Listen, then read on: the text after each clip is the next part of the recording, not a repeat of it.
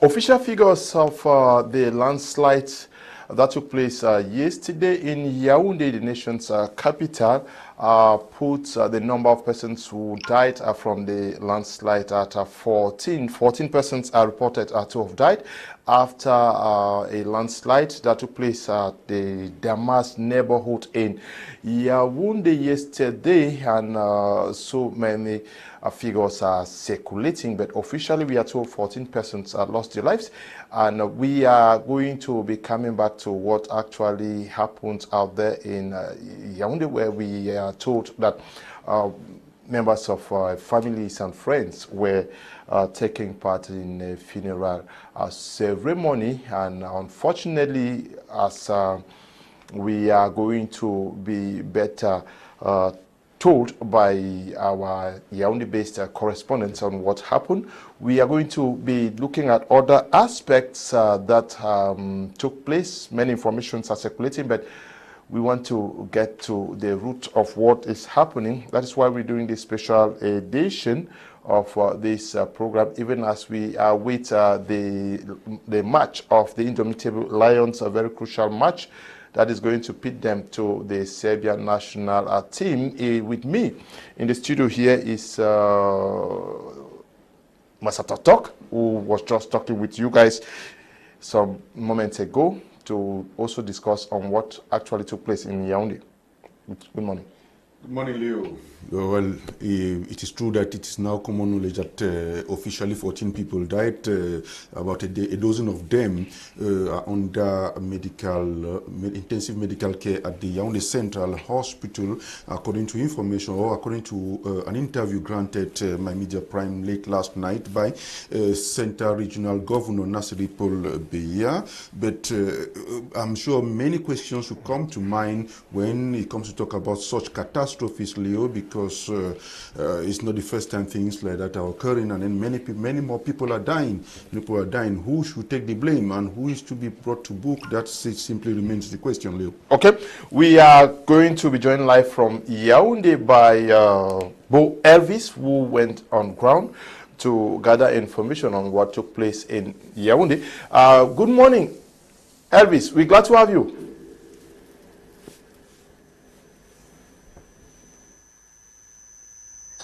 How is Douala today? We are doing well. We will start by asking you to tell the public, our audience this morning, what actually went through out there in Yaounde. You were down there. What happened? Yes, I arrived to Damas, which is a neighborhood in Yaounde. I arrived there because we received information from people that there was a landslide around that area. When we arrived at the scene, we saw that rescue operations were going on, and the governor of the Central Region, Nasiri Paul Beya, was already on ground trying to get first-hand information and give orientation to security officials as well as rescue operatives that were already on ground. From what we got from eyewitness accounts, they narrated that there is a meeting that decided to come together to hold, to remember those who passed away. So they came together to remember their members who passed away, and so they made some tents. But unfortunately, the tents were near some abandoned landmass. And in the course of the meeting, they were taken by surprise when the landslide occurred, and many of them got trapped in the rubble. And immediately information went around town, and of course the social media gave their figures, and so there was total pandemonium as people were running up and down. So when we arrived at the scene, we discovered that the corpses which had been recovered were being carried away. So the corpses were being carried away, and the governor was also there trying to give orientation. So the official figures that were given by officials and rescue operatives on the ground say that the figure stands at around 14, and we have so many other people too that were transported to the emergency section of the Yaounde Central Hospital. So that is the information we have for now. And of course, unless you have some other questions, but that is the information we have for now. By the time Elvis, you went there. What, according to you, would have occasioned this landslide at this moment, when we understand that the rainy season is actually abating, and I'm not sure it rained heavily in Yaounde yesterday. What could have caused this? Rain heavily in Yaounde yesterday, and of course, security operatives have launched investigations to determine the cause of this landslide. But for now, information that is trickling in seems to indicate or suggest that there is an institution, an educational establishment around that area, and it appears it is landmass which was abandoned after construction. And so I wouldn't want to get into the details as far as that is concerned, but to dig into the matter, as they don't seem to understand why there will be a landslide at a time when we are instead moving towards the dry season.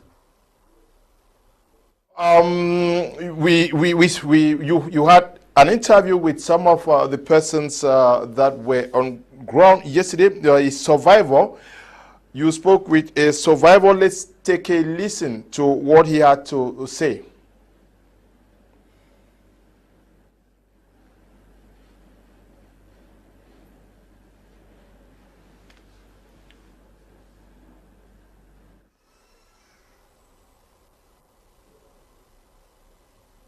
Survivor of the incident, not yet ready. Okay.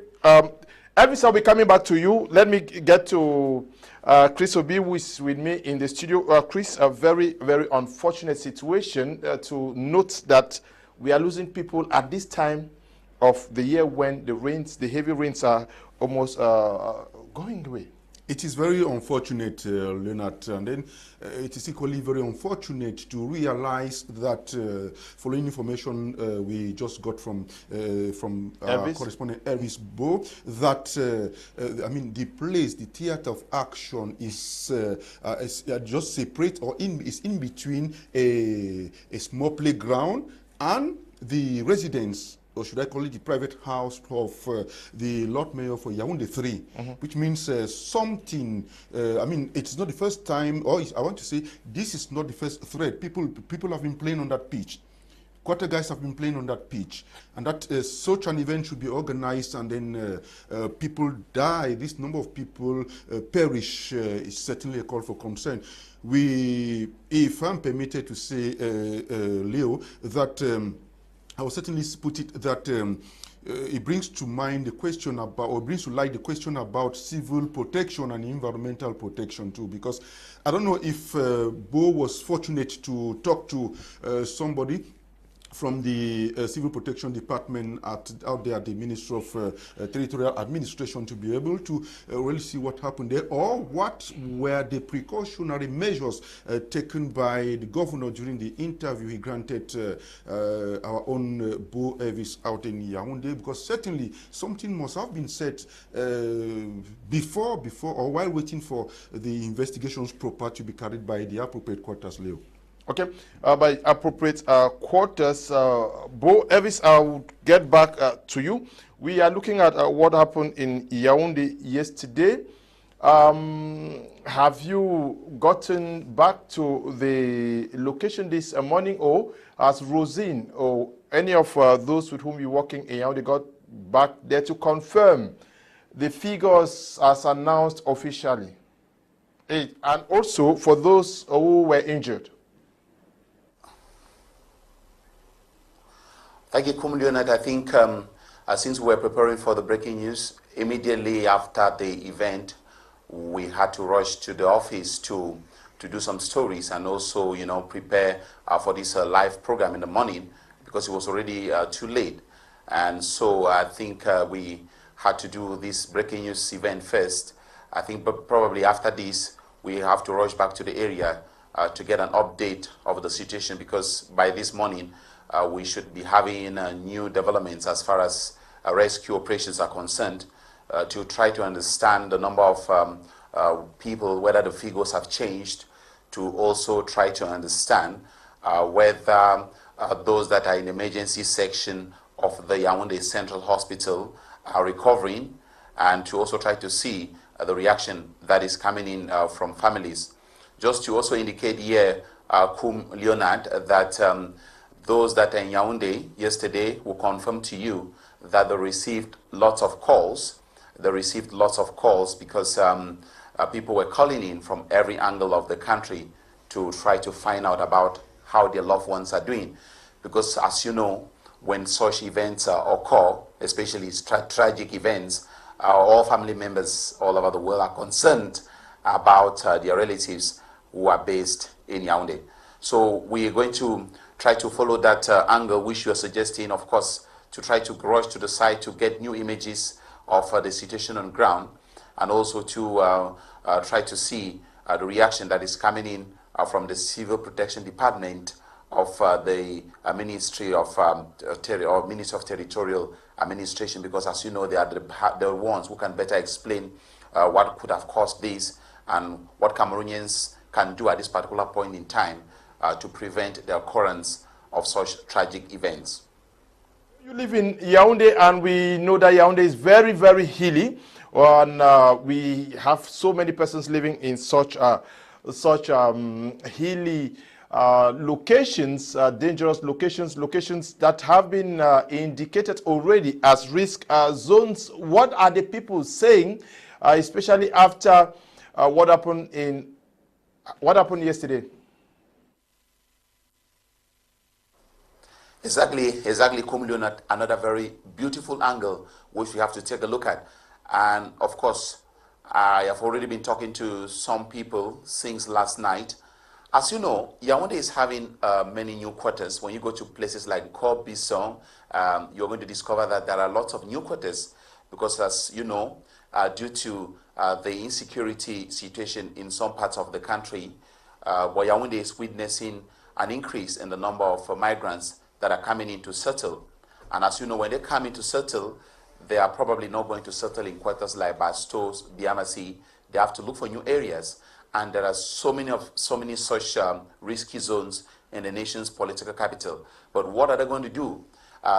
Yesterday, during discussions at around Damas, where the tragic incident occurred, I overheard unidentified people saying that probably in the days ahead, some drastic measures are going to be taken to ensure that such events don't happen again. But at the same time, where would the people go to when you're taking such drastic measures? Are they going to give them some kind of temporary accommodation?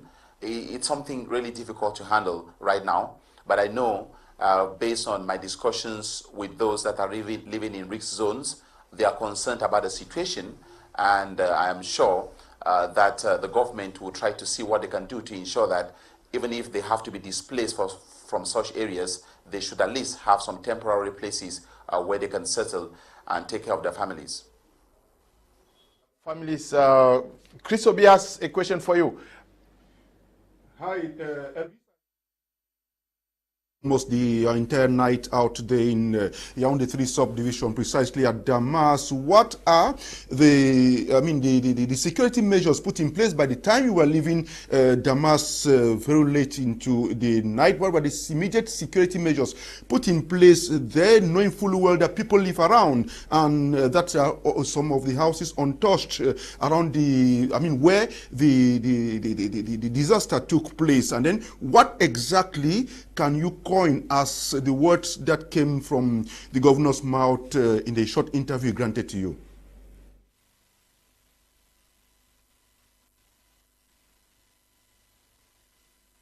And I was trying to get the governor's interview. This particular point, when we talk about breaking news, most of the time, the basics when it comes to filming are not respected. And so there was a little difficulty holding my microphone and at the same time holding the camera to have the exclusive interview with the governor. And so I only succeeded in capturing the pictures without the sound. But in the message, the governor was trying to reassure the population that the government Of course, the governor was representing the Minister of Territorial Administration and also representing the President of the Republic in the Central region. The governor said that so far they have noticed that at least 14 people have been rescued. The governor also said that the government is going to take measures to ensure that such things should not happen again in the nation's political capital. And at the time when the governor was through with his exclusive interview that he was granting to some media organs that were present, security operatives were already there. We had, of course, when such events happen, we have the gendarmerie, we will have the military, we also have the secret service. They were already there trying to do their job. I tried to talk to some of those that were on ground, and they told me that, of course, when the governor speaks, there is no need for them to speak again because the governor has already spoken on behalf of all of them. But it was really difficult to really get close to the area because there is still the possibility of having, there's still a possibility that there are still some people trapped in the rubble. And so the security were doing the job alongside the Red Cross and alongside the Red Cross and rescue operatives doing the job, trying to secure the area. But I saw fear, I saw shock, fear, shock, and tension on the faces of those who live around. Especially, I saw a young man that had captured the images. I was trying to get closer to him to give me the live images as the landslide was happening. But he really had the will to do so, but the pain in his heart could not permit him because at that particular point in time, they are living just a few meters away from that area, and he knows what could happen any moment from now. Okay, we are going to take leave of you, Elvis, as well as our televiewers this morning to make way for the special program that is going to be talking about the match pitting Cameroon to Serbia. But Elvis, please, I would plead that you guys go back to the ground so that at 7 p.m. we can also give more information on what actually happened and other developments. But let us take this report from still from you, Elvis, after you left the scene yesterday.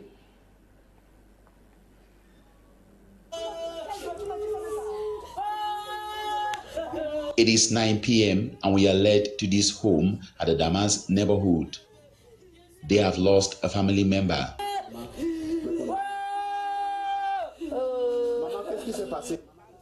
This girl lost her mother, Yaounde Damas.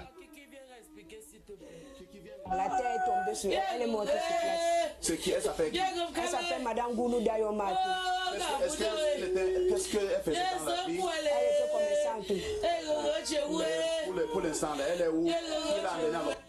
And her elder brother is at the emergency ward of the Yaounde Central Hospital.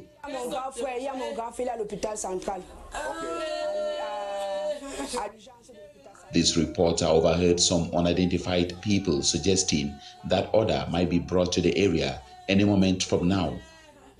Comments from onlookers at the scene suggest it is a difficult situation to handle at a time when there is a mad rush to settle in Yaounde by many who are fleeing insecurity in their region of origins.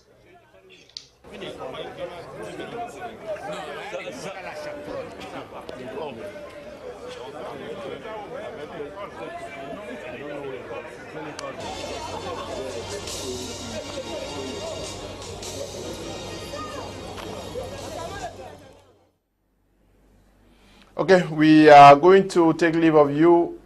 Elvis, have a great day at work. We hope you bring us greater or more detailed information in the evening. Thank you, Kumduna. Thank you, Christophe, and thank you to the technical team. Of course, we're going to be on standby in the evening to bring you an update of the situation. Thank you very much, Chris. Thank you for coming. It was a pleasure sharing with you, even though the moments were not too smiling because of the situation out there in Yaounde. People are crying, and those many families were not going to savour the or the pleasure of the match that's supposed to be played in an hour from now. Okay, we are going to be leaving you televiewers to make way for the special edition that is coming up in preparation for the match that is pitting Cameroon to Serbia, a must-win match, and we are going to be praying within this 1 hour to ask for mercy from God so that Cameroon wins this match. But 7 p.m. prime hour, we are coming back to give us greater, more detailed information on what happened in Damas yesterday. Stay blessed. Bye-bye.